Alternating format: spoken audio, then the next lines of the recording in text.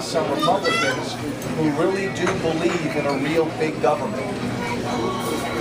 They don't really think about how much all these programs cost. They don't necessarily think about whether they do any good. But I think most tragically, they don't think about all this stuff costs. And we're living way beyond our means. And we've got to stop that. So it's hard running for office today because I'm usually smiling a lot, but often I'm not smiling when I'm campaigning because I'm asking each of us to make some tough choices. It's time we all grew up. And not everybody wants to hear that. That's not how Obama talks. The woman I'm running against, the candidate I'm running against, Tammy Duckworth, my God, that's not how she talks. Just keep giving people things.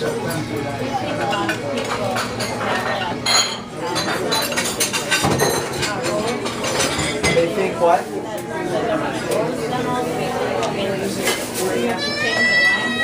Yeah, you know what? She asked, where does this mindset come from? And I think, and I'd be curious to see what you all think, I think there are a lot of people in this country now who do feel entitled, who do look toward government to take care of them. You know, there used to be a time in this country, you're too young to remember this. There used to be a time in this country when we looked toward our family, our neighbors, our churches, our community charities to take care of each other. In many ways, we're long past that. Now it's like a lot of Americans just hopscotch over all those institutions and they go right to government. There used to be a time in this country where when our parents got older, we took care of our parents. Our churches, we were so much more involved in our churches. But now we live in a country where, and I hear this every day, well, I'm paying so darn much in taxes, that's what government's for. Government will take care of that. Again, we can't afford all this, but I think the saddest part of this is we're not as involved in our churches as we used to be. We're certainly not as cohesive a family unit as we once were. We don't look out for each other like we used to. If our neighbor runs into hard times, it used to be we'd help our neighbor. Now, government will take care of that.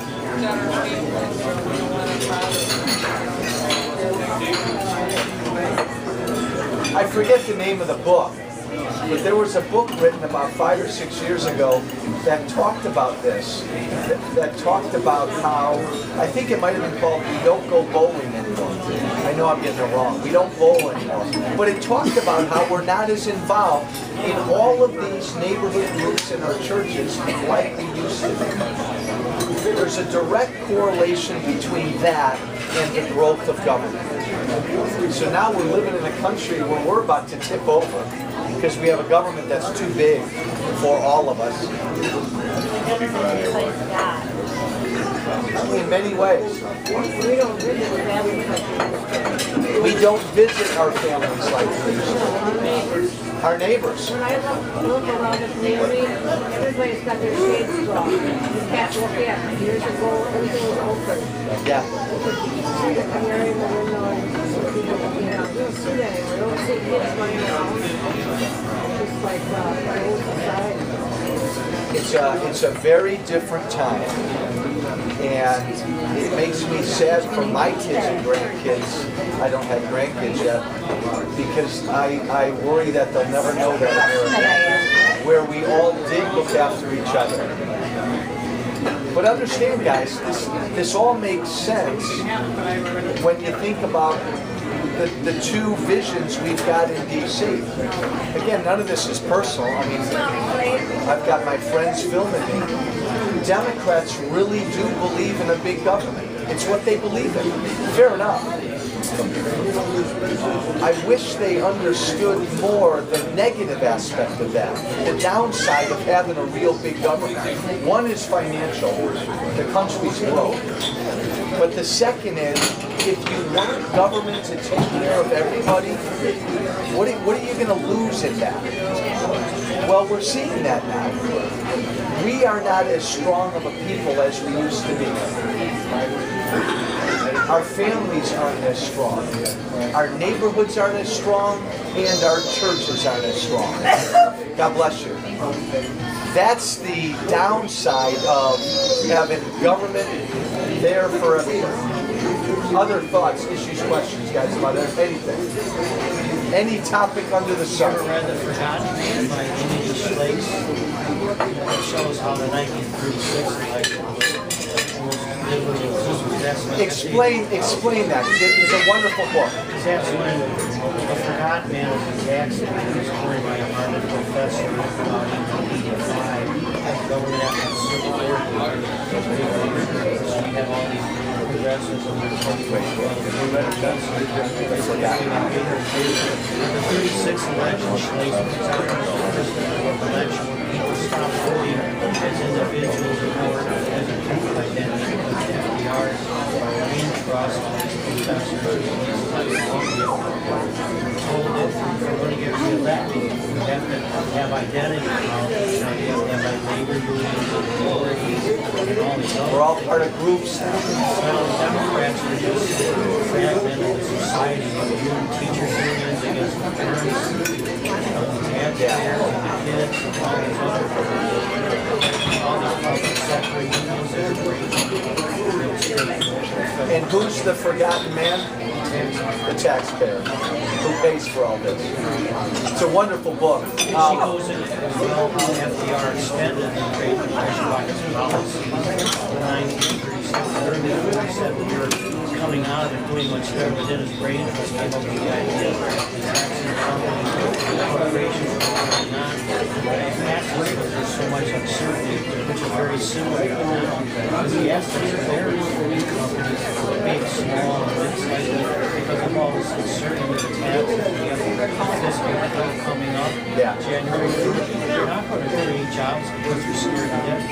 So this brain trust that will go after these taxes and will hold on to it. It's like the second depression. Amy Schlaze committed suicide then in the early 30s. In all fairness, all the terror, they made the depression much worse than it would have been in 1930s. Because by then, June of 1930, the stock market over 29. So because of the Smoot-Hawley tariff, Europe put up all these tariffs, and other countries put up their tariffs, and that would put us further and further. A couple points that brings to mind. One of the most disappointing aspects of the way Democrats are campaigning this year, from Obama to Duckworth, is they really are breaking us up into groups of people. We saw the president start to do this early this year. He's having sort of the rich against the poor, students against seniors, white against black. It's this notion of, I want to sneak out. Oh.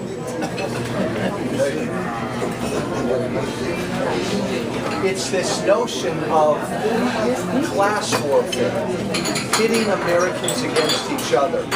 And the way Obama and the Democrats campaign is, they specifically go to groups of people and try to appeal to groups of people and give these groups of people things. So to students, he tries to run around saying he'll help take care of their student loans. To seniors, the Republicans are going to go after your Medicare. They're trying to steer seniors. To women, running around saying we'll provide free contraceptives for everybody. So it's like they go after a group of people and promise each of those groups of people something, to get their votes, and then try to scare these groups of people about all the other groups. I find that to be so disappointing. We're all in this together. Men and women understand more than men do what's going on in the country right now. Our economy's not growing, we're unemployed, and we're broke. And I find it so disappointing that Democrats believe that if I just mention contraceptives and abortion, women will forget about how serious trouble we're in. If you're a woman, you ought to be offended by that. But that's what they're doing. The hope is most Americans are going to wake up this year. And this old way of campaigning, trying to scare us and play us against each other, won't work. But the other important point about the forgotten man is the taxpayer. Eventually, we're going to get to a point in this country where the taxpayers are going to say, I don't have another dollar to give you to support all of this government. I'm running a business. I don't have any more money to give you. You can't put any more regulations on top of my head. And the taxpayers, the doers and the makers in this country are going to say, time out, I'm done. I wish the state of Illinois would wake up to it. And I wish Romney and his campaign would say more, you want state of the nation, you want to look more like Illinois, California, and New York, because like we're seeing the federal government, that's the direction we're going. When everybody asks me, what's America going to look like in 4 to 5 to 6 to 7 years unless we change things, I say, look right here. I was born and raised in this state. I love this state, but look at Illinois. America will look like Illinois. Illinois is bankrupt. Illinois has already tipped over. Illinois has the worst pension crisis in the world, in the country, excuse me. The worst credit rating in the country. Probably one of the worst unemployment situations in the country. This is where America's headed. And as you know, because I think I've said this before, every 9 to 10 minutes somebody leaves Illinois. Think about that. You're up in Wisconsin. They're going to Wisconsin.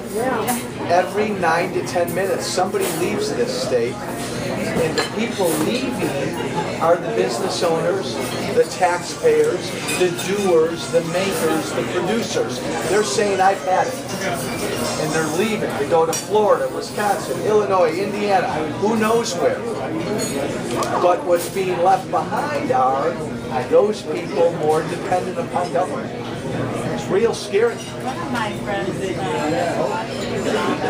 incoming, I got it. It's I don't know if you or even know this kind of thing. You know, other things you probably, this is, I don't know, I just put smart.